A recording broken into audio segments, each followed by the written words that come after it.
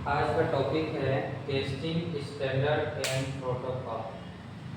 Testing की कोई भी इक्विपमेंट्स को निर्माण करने के लिए, उसकी मैन्युफैक्चरिंग करने के लिए हम जो भी कंपोनेंट उस पर स्थापित करते हैं, उस कंपोनेंट की जो टेस्टिंग स्टैंडर्ड होती है, उसका जो जांच की मानक होती है कि कौन सी जांच किस प्रकार से किया जाना चाहिए, तो जो जांच की जो एक मानक तय होती है उसे बोला जाता है टेस्टिंग स्टैंडर्ड एवं प्रोटोकॉल। प्रोटोकॉल मतलब नियम।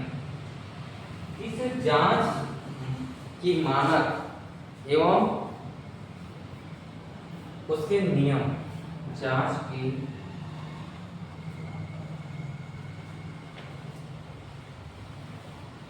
मानक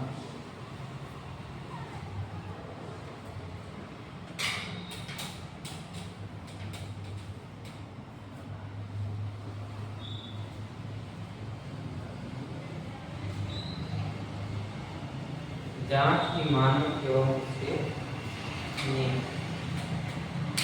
क्या है। तो जांच की मानक में हम जो उसका एक मानक तैयार किया गया होता है, जो स्टैंडर्ड तैयार किया गया होता है, उस स्टैंडर्ड के अनुसार हम किसी भी कंपोनेंट में जो जो जांच किए जाने हैं, जैसे अगर उसमें शॉर्ट सर्किट की जांच करनी है, शॉर्ट सर्किट की जांच करनी है, ओपन सर्किट की करनी है, उसकी पोलैरिटी का करना है,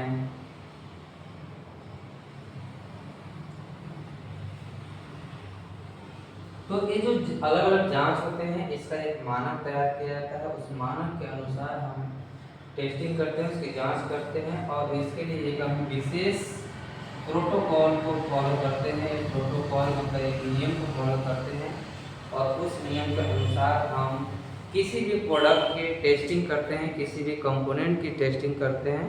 तो इसे ही हम बोलते हैं टेस्टिंग स्टैंडर्ड एंड प्रोटोकॉल, मतलब जांच की मानक एवं उसकी नियम। ग्लोबली एक्सेप्टेड टेस्टिंग प्रोटोकॉल क्या होता है, तो आगे हम पढ़ते हैं।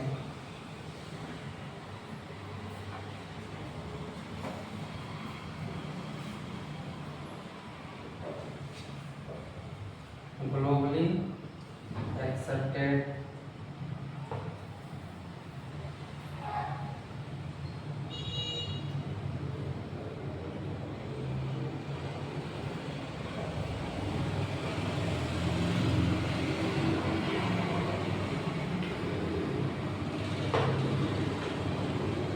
इलेक्ट्रॉनिक डिवाइस की क्वालिटी और सेफ्टी सुनिश्चित करने के लिए पूरी दुनिया में कुछ स्टैंडर्ड टेस्टिंग प्रोटोकॉल अपनाए जाते हैं।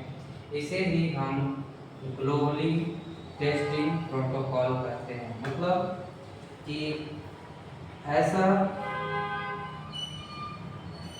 नियम जो दुनिया भर में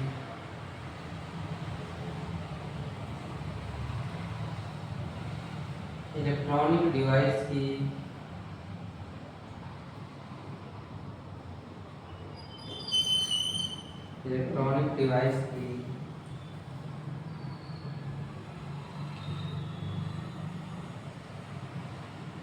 सेफ्टी एवं क्वालिटी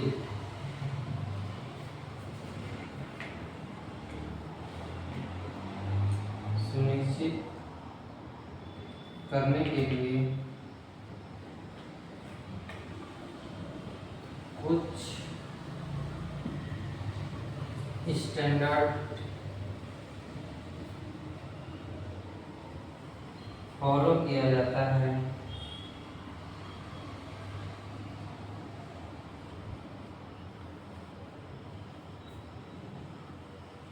उसे ही ग्लोबली एक्सेप्टेड टेस्टिंग प्रोटोकॉल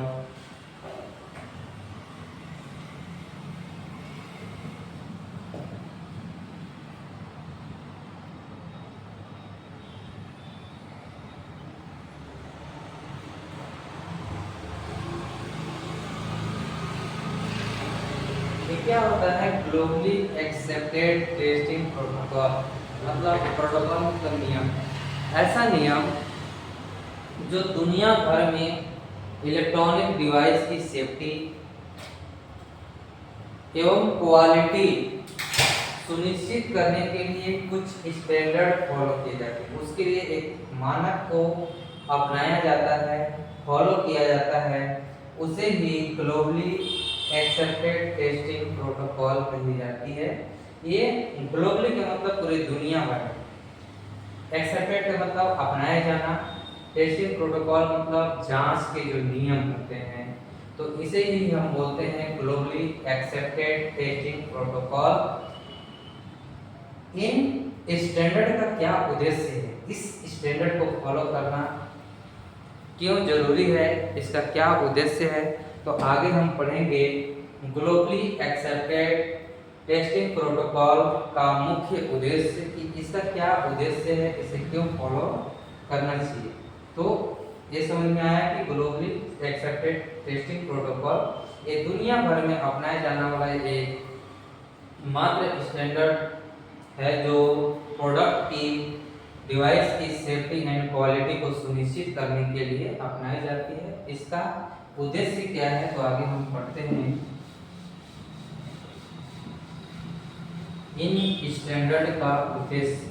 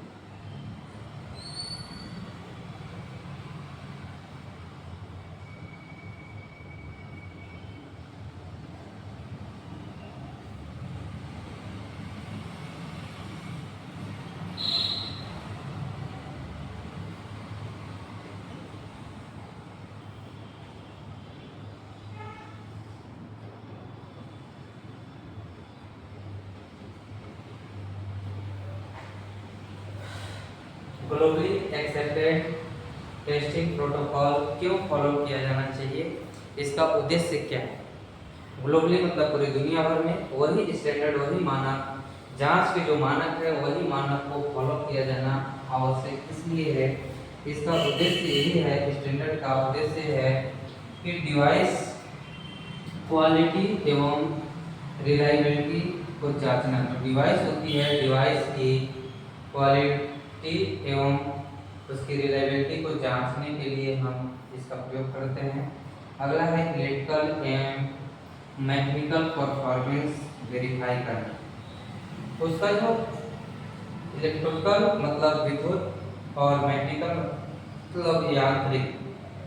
विद्युत मतलब कि उसका जो पावर सप्लाई है वो सही से हो रहा है कि नहीं हो रहा है, उसे हम बोलते हैं इलेक्ट्रिकल। मैकेनिकल मतलब उसका जो बाहरी ढांचा यांत्रिक रूप से वो सही है अथवा नहीं है, कमजोर है या दृढ़ है, स्ट्रॉन्ग है। तो इलेक्ट्रिकल एवं मैकेनिकल परफॉर्मेंस वेरीफाई करना, परफॉर्मेंस को वेरीफाई करने के लिए हम इस स्टैंडर्ड का प्रयोग करते हैं। अगला है सेफ्टी रिक्वायरमेंट को सुनिश्चित करना। जो भी उसके सुरक्षा के लिए आवश्यक है, जरूरी है, उसे सुनिश्चित करने के लिए, सेफ्टी रिक्वायरमेंट को सुनिश्चित करने के लिए हम स्टैंडर्ड का प्रयोग करते हैं। अगला है अलग अलग मैन्युफैक्चर। जब कोई प्रोडक्ट तैयार किया जाता है तो वो अलग अलग मैन्युफैक्चरिंग कंपनी में तैयार किया जाता है। इसके लिए तैयार करने वाली कंपनियां जो होती हैं, इंडस्ट्रियां जो होती हैं, वो अलग अलग होती हैं। तो अलग अलग मैन्युफैक्चरर्स के अलग अलग प्रोटोकॉल जो होते हैं, उस प्रोटोकॉल को एक समान टेस्टिंग क्राइटेरिया मतलब जो टेस्ट करने का मानक है वो हर जगह एक ही होना चाहिए। अलग अलग प्रोटोकॉल या अलग अलग नियम नहीं होना चाहिए। उसको एक समान करने के लिए हमारा एक स्टैंडर्ड प्रोटोकॉल फॉलो किया जाता है। मतलब टेस्टिंग स्टैंडर्ड प्रोटोकॉल तैयार किया गया है, जो कि अलग अलग मैन्युफैक्चरर के अलग अलग प्रोटोकॉल ना होकर के सबको एक समान टेस्टिंग क्राइटेरिया को फॉलो करना आवश्यक होता है। इससे हमारा प्रोडक्ट की जो क्वालिटी होती है एवं सेफ्टी जो होती है वो ज़्यादा अच्छा होता है और प्रोडक्ट हमारा उतना ही अच्छा होता है। इसके बाद हम आगे पढ़ते हैं, जैसे इसके उदाहरण के लिए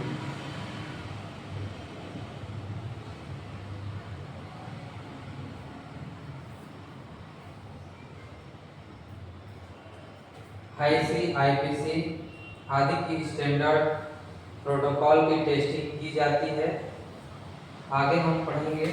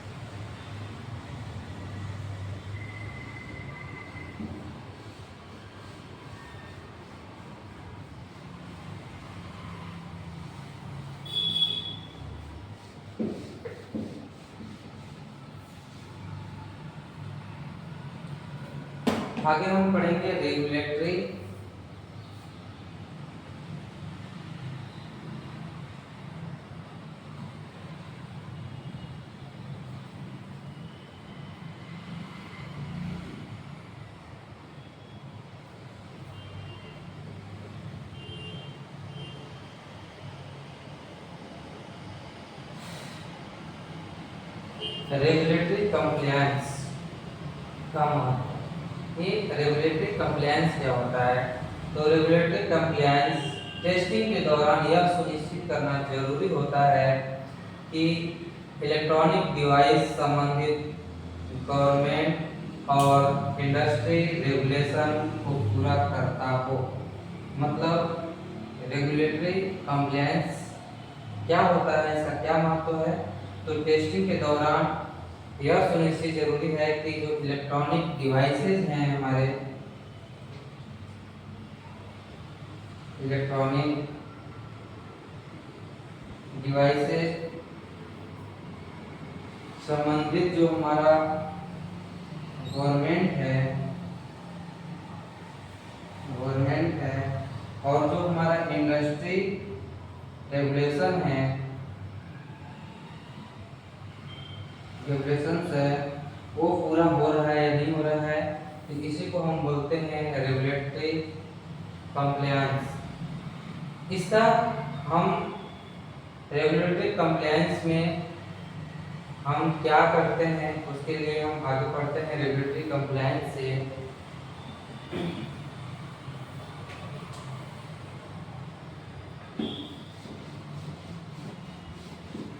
रेगुलेटरी कंप्लायंस क्यों जरूरी है। ये गवर्नमेंट और इंडस्ट्री दोनों का साथ रेगुलेशन ही हमारा रेगुलेटरी कंप्लायंस कहलाता है। ये क्यों जरूरी है, तो यह इसलिए जरूरी है क्योंकि ये प्रोडक्ट जो होता है मेरा, प्रोडक्ट की सुरक्षित रहता है, मतलब प्रोडक्ट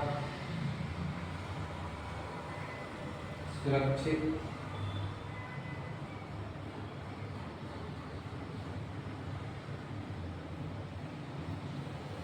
लीगल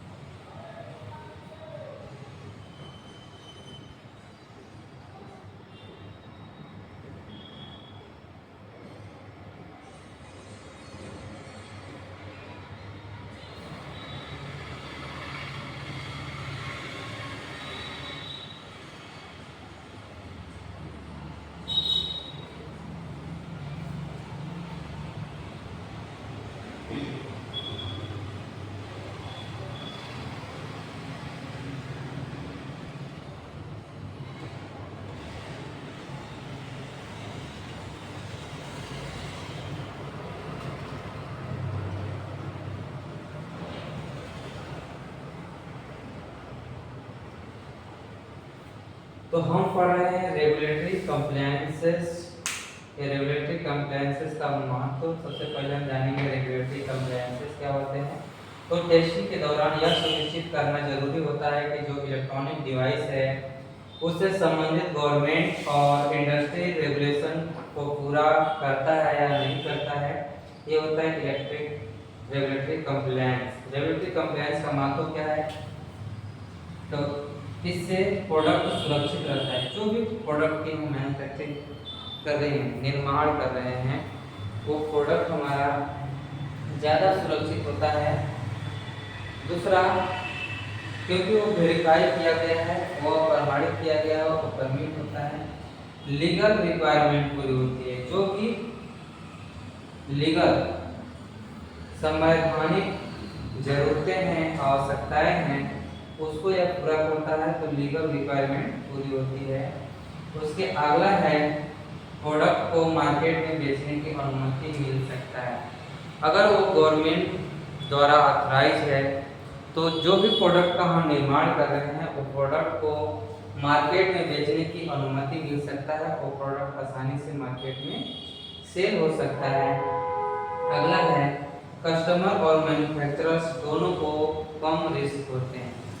अगर वो रेगुलेटरी कंप्लायंसेस पूरा करता है, तो जो हमारे कस्टमर होते हैं, या कस्टमर मतलब जो उसका उपयोग करते हैं, जिस प्रोडक्ट का उपयोग करने वालों को कस्टमर बोला जाता है, और मैन्युफैक्चरर्स जो उस प्रोडक्ट का निर्माण कर रहे हैं, इन दोनों के लिए क्या होती है कि रिस्क कम होती है अगर ये रेगुलेटरी कंप्लायंस को फॉलो किया है।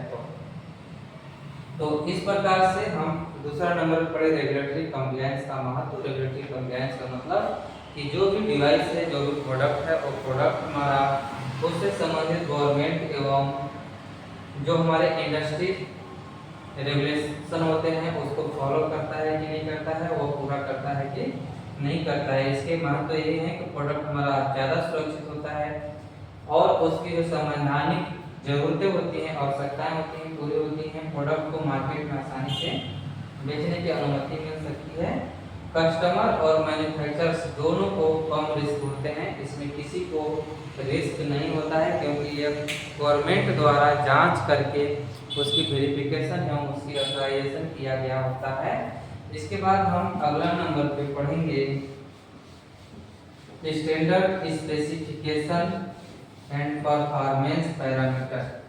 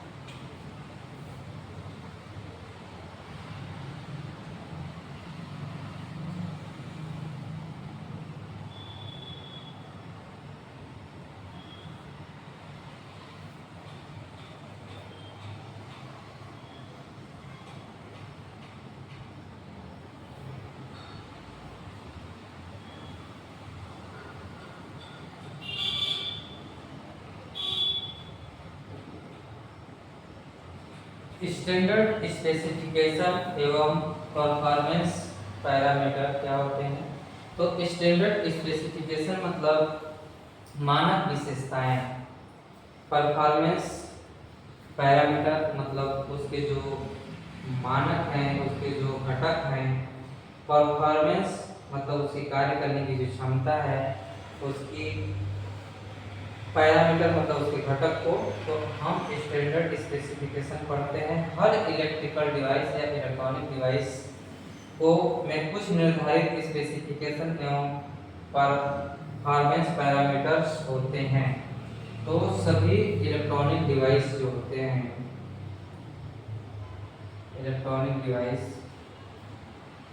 ये सभी इलेक्ट्रॉनिक डिवाइस का एक स्टैंडर्ड स्पेसिफिकेशन, एक उसकी मानक विशेषता एवं परफॉर्मेंस पैरामीटर होते हैं। तो हमें इसे जानना जरूरी होता है। ये क्या होते हैं? जैसे कि इसका जो ऑपरेटिंग वोल्टेज है, जो भी हमारा, जैसे स्टैंडर्ड स्पेसिफिकेशन मतलब कि उसकी मानक विशेषताएं क्या है, और परफॉर्मेंस पैरामीटर मतलब उसके कार्य करने की जो घटक है, कार्य की घटक क्या है, तो वो हमारा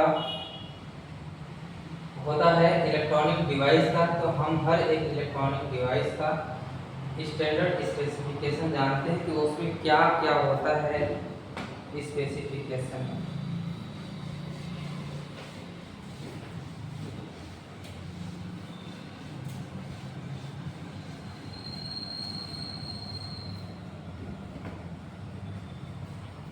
जैसे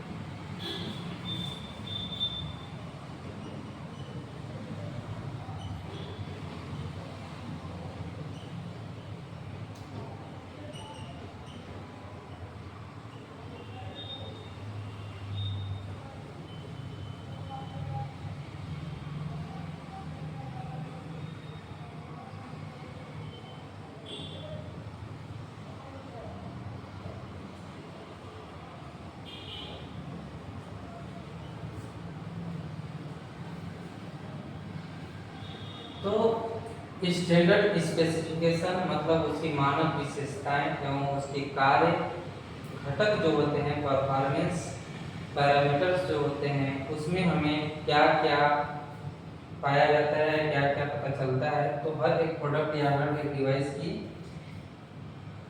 स्टैंडर्ड स्पेसिफिकेशन होती है, उसमें लिखा होता है ऑपरेटिंग वोल्टेज। ये ऑपरेटिंग वोल्टेज क्या होता है, तो उसका कार्यकारी वोल्टता कि वो कितने वोल्टेज के लिए तैयार किया गया है, कि वो 400 वोल्टेज पे काम करेगा या 440 पे करेगा या 600 पे करेगा या 11 केवी पे करेगा या 220 वोल्ट पे करेगा या 5 वोल्ट पे करेगा या 10 वोल्ट पे करेगा। तो इसकी ऑपरेटिंग वोल्टेज फिक्स होती है।